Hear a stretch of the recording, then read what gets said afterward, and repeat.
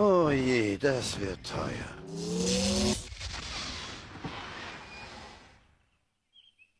Nein! Ich meine... Hey. Guten Morgen, lieber Vater. Ich hoffe, du fühlst dich wohl. Nehmen wir den neuen Lexus zu Tante Patty und Tante Selmas Beerdigung heute? Ein wunderschönes Haus, wohlerzogene Kinder, tote Schwägerin, meine Luxuslimousine. Juhu, ich habe im Lotto gewonnen. Mart, Schätzchen, würdest du mir bitte einen Donut geben? Donut? Was ist ein Donut?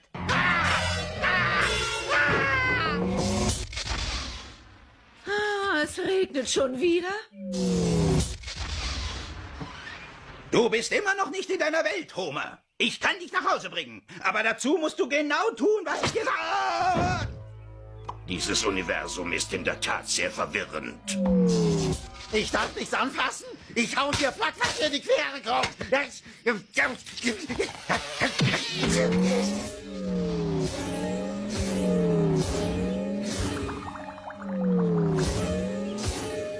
Dümmlicher Erdling, der hat keine Ahnung von den Auswirkungen einer Zeitreise.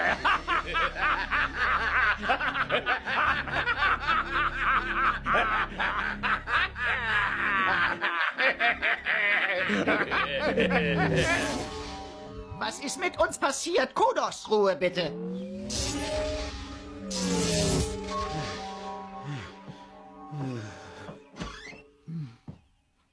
Guten Morgen, mein Schatz. Wie heiß ich? Welche Farbe hat der Himmel? Was ist mit den Donuts? Was? Bei allen himmlischen Göttern, sag's mir! Homer, der Himmel ist blau und Donuts gibt's reichlich. Freitags läuft diese beliebte Quizsendung im Fernsehen. Was ist bloß in dich gefahren? Nichts, überhaupt nichts. Komm, setzen wir uns und essen.